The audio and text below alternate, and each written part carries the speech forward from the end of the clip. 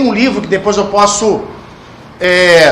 vou ver com o Maurício Zanotti, que é uma tese de doutorado dele que fala de presunção de inocência, para ver se ele ficou disponibilizar em PDF. Para mim é o melhor livro que fala de presunção de inocência, porque nós precisamos ter... Porque, assim, só para poder adiantar um pouco do que eu vou falar mais para frente, nós temos 3 pilares do processo penal que precisam ser muito bem estruturados para que a gente possa ter um processo democrático, que é a presunção de inocência, o contraditório e a oralidade.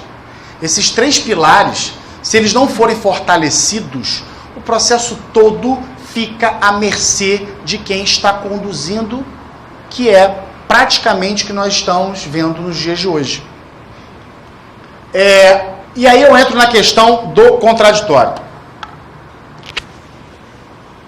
As regras não acontecem sem os princípios, logo os princípios sempre atuam como determinante para a concretização do direito.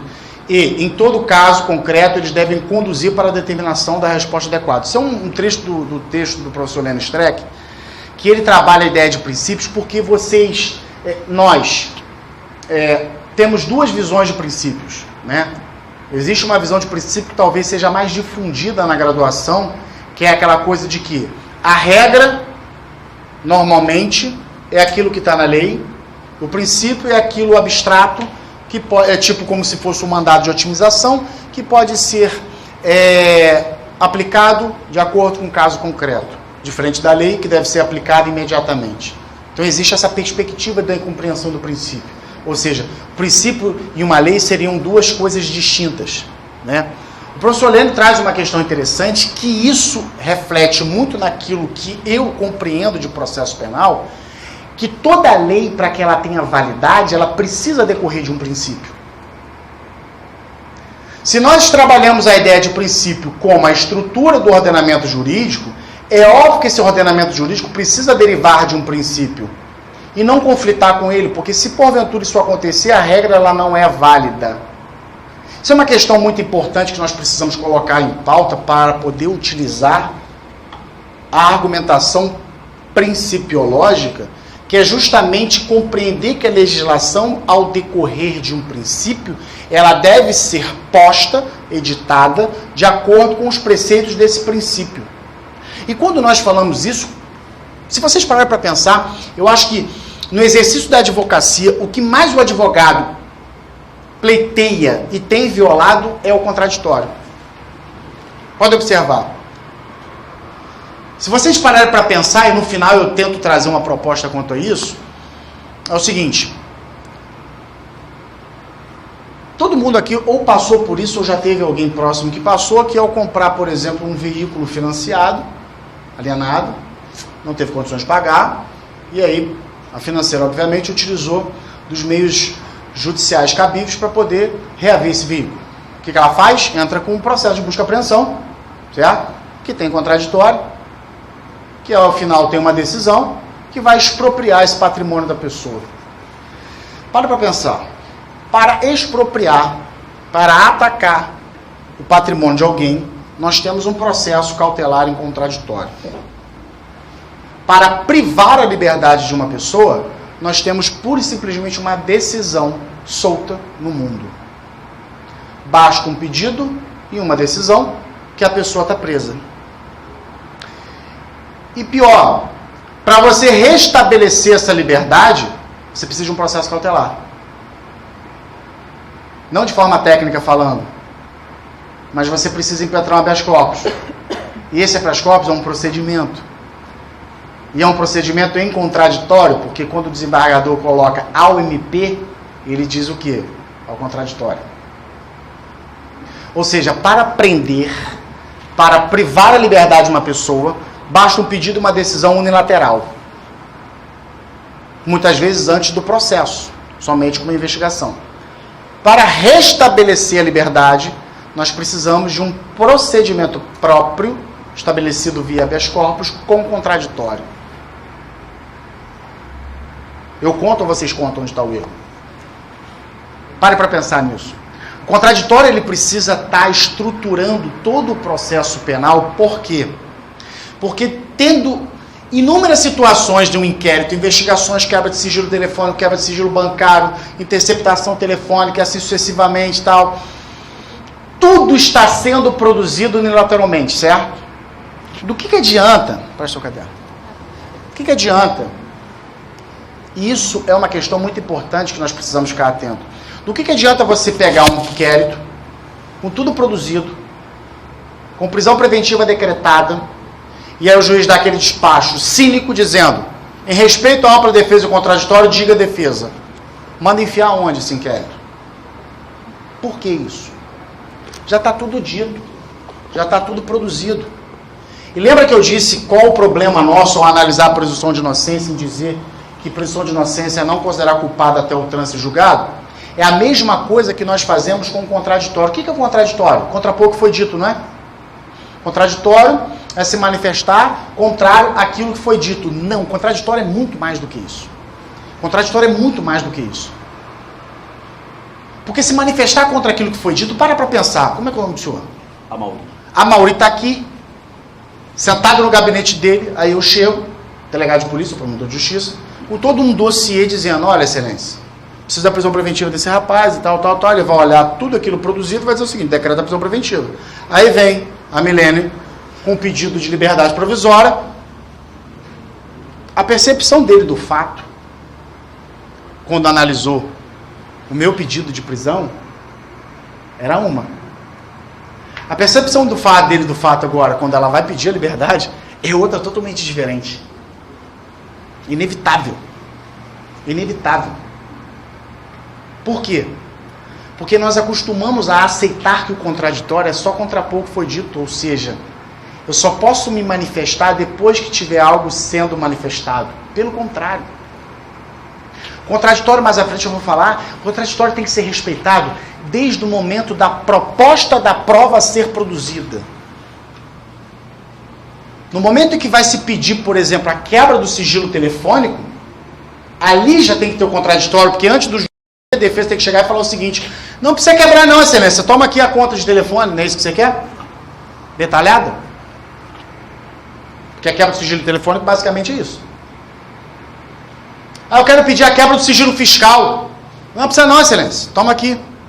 Por exemplo. Lógico que nem sempre vai ser assim. Mas para pensar, quantos casos não poderiam ser evitados de violação de direitos? Como inviolabilidade da fiscal, violabilidade bancária, sigilo telefônico. Quantos direitos poderiam ter sido, a violação poderia ter sido evitada se tivesse o contraditório desde o momento da produção da prova. Na verdade, não é da produção da prova. Desde o momento da proposta ou pedido da prova a ser produzida. O contraditório surge antes da produção da prova. A produção da prova já é a concretização daquilo que se quer fazer e falar e confirmar. Não adianta. O contraditório, quando colocado dessa forma, gera bizarrices, tal qual o contraditório diferido ou postergado. Quando o juiz diz, doutor, só lá na frente só vai poder contrapor isso. Por que adianta eu contrapor lá na frente? O que adianta eu contrapor lá na frente com uma perícia que já foi feita? Que depois vai dizer o seguinte, olha, eu não posso ir contra a perícia técnica, então logo sua alegação cai inerte. O contraditório, ele precisa ser respeitado desde o momento da proposta da produção da prova. Porque só assim inúmeros problemas podem ser evitados e inúmeras violações de direito podem ser evitadas. Mas nós insistimos em entender que o contraditório é aquilo que nós dizemos após aquilo que foi dito. Essa falha na compreensão dos institutos nos permitem ficar sempre aquém dos demais personagens jurídicos. Se vocês pararem para pensar hoje, e eu vou falar dessa questão de contraditório prévio, eu já vou fazer um parênteses aqui, vou colocar esse caso. Para pensar o seguinte, o tipo penal agora da 12.850 sobre obstrução da justiça. Alguém consegue me dizer exatamente o que é obstrução da justiça? Alguém consegue me definir o que é o crime de obstrução da justiça? Praticado pelo advogado? Alguém consegue definir de forma clara, do tipo, não, obstrução da justiça é muito simples, é isso. Alguém consegue dizer? Por que eu estou falando isso? Porque lá no Rio nós impetramos um habeas corpus em favor de um associado que ele foi denunciado e teve a prisão preventiva decretada por obstrução da justiça, por um processo em curso, já com denúncia, onde ele orientava o seu cliente a não fazer a colaboração premiada.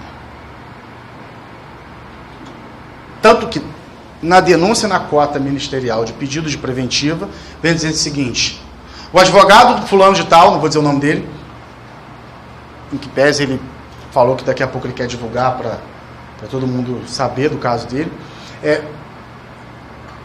o MP na cota da denúncia colocou assim: fica tão clara a conduta do denunciado, uma vez que, logo após a sua destituição como advogado, o colaborador efetuou a colaboração premiada, ficando clara sua nítida intenção de impedir que a justiça fosse feita.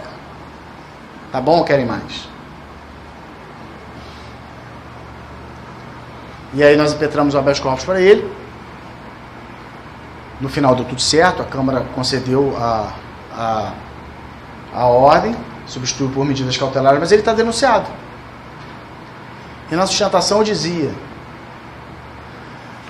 embora vossas excelências não tenham atribuição ou competência orgânica para decidir o que é o crime de organização criminosa, mas eu preciso enfrentar esse assunto aqui, me digam, eu posso orientar o meu cliente a não fazer colaboração premiada ou já estou em curso no crime de obstrução da justiça? Qual o limite que nós temos para agir?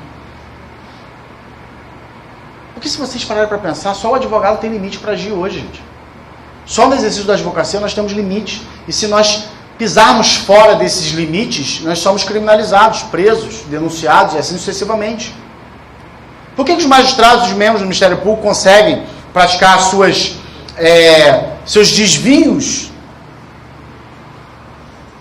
e nada acontece? Nós normalmente somos denunciados e somos submetidos a essas humilhações, por exemplo, porque a carreira desse rapaz está completamente comprometida agora.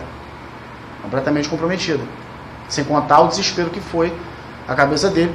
Depois, quem quiser particular, eu mostro aqui ele falando no áudio. Fala: cara, presidente, muito obrigado, mas assim, eu acho que todo advogado tinha que passar pelo que eu passei para poder entender o que nossos clientes passam. Porque eu fui do céu ao inferno em questão de dias, com um mandado de prisão e um alvará de soltura.